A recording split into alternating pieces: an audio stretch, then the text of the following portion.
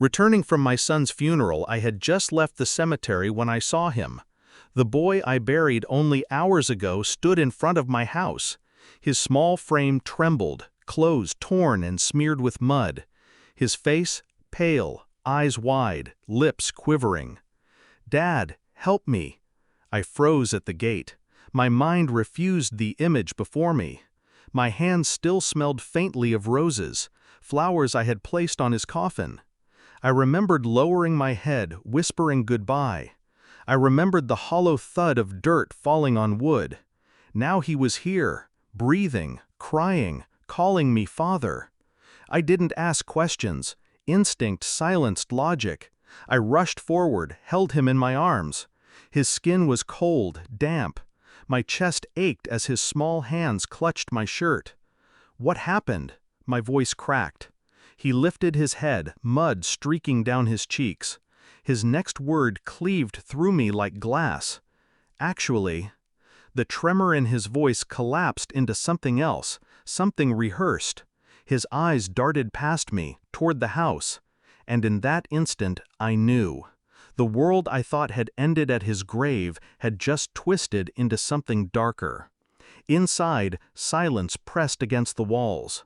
My wife's shoes were near the door, placed neatly, as if nothing had changed.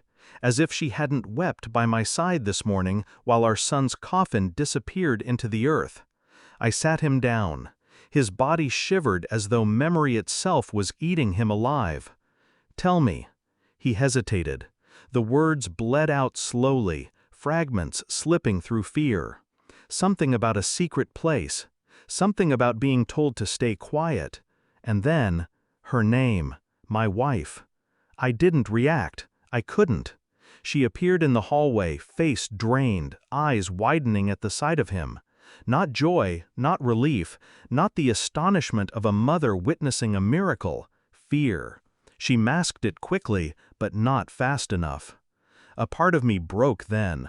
Not from the funeral, not from grief, but from recognition.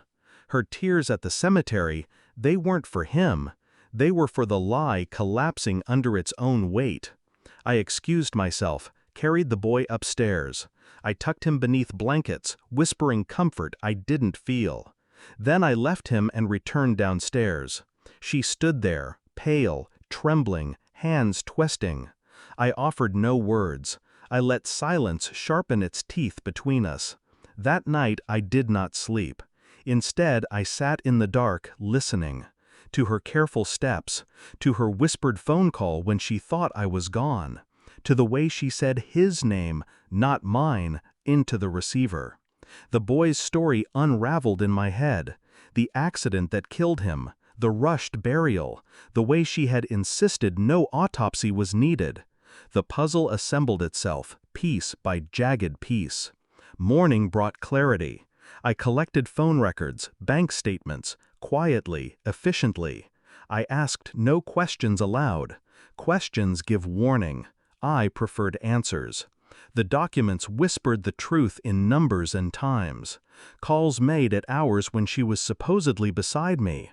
Withdrawals for places she had never mentioned. A second apartment under a name I recognized only faintly. A man she once called a friend. Every line carved deeper into me, yet left me colder. At night, I checked on the boy.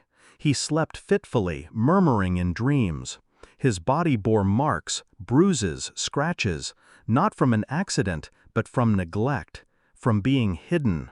And always, her eyes followed me. Wide, searching, waiting for a storm that never came. I gave her nothing, no accusation, no hint of what I knew. Only patience. Patience is sharper than rage. The report arrived in a plain envelope, DNA results. I opened it at the kitchen table, my hands steady. The conclusion was merciless in its simplicity. He was not mine, not by blood, not by truth. I folded the paper once, twice, slid it back into the envelope. Then I waited. She entered the room carrying coffee, pretending, always pretending. I pushed the envelope toward her. "What's this?" she asked. "Open it." She did. I watched the blood drain from her face, her lips parting soundlessly. She clutched the paper, eyes flicking up to mine, desperate. "I can explain." I raised a hand, just enough to silence her. My calmness frightened her more than anger ever could. In that silence she broke. Tears, pleas, the collapse of a carefully crafted illusion. I listened without listening. Her words were air, lies gasping for survival. I waited until she exhausted herself, until her sobs fell into quiet whimpers. Then I stood. "You buried him alive in a lie," I said, my voice even. "And you buried me with him." Her face twisted, searching for mercy in my expression. She found none. I revealed the photographs, the second apartment, the man's visits, the hidden payments. Her world cracked in silence. "You thought I wouldn't see. You thought I wouldn't know. But truth doesn't hide forever." She tried to reach for me. I stepped back. Then I delivered the final cut. "I've already spoken to the police." Her eyes widened. True fear at last. The boy's story had been enough. The evidence sealed it. I watched her crumble, her pleas drowning in the weight of exposure. No shouting, no violence, just the cold inevitability of consequences. And I walked away, leaving her in the ruins she built. The house was silent when I returned upstairs. My son, no, not my son, slept peacefully for the first time since he appeared. I stood at the doorway, watching. He was innocent, a victim of her deceit, not the architect. I would protect him until the truth carried him where he needed to be. But he would never carry my name again. Downstairs I heard the faint echo of her sobs, fading. The weight in my chest lifted, replaced by something colder.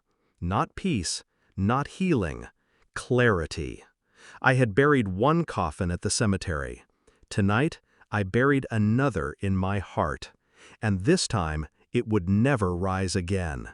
She killed the family we once were, and I buried the love we once had. Both graves deserved to stay closed.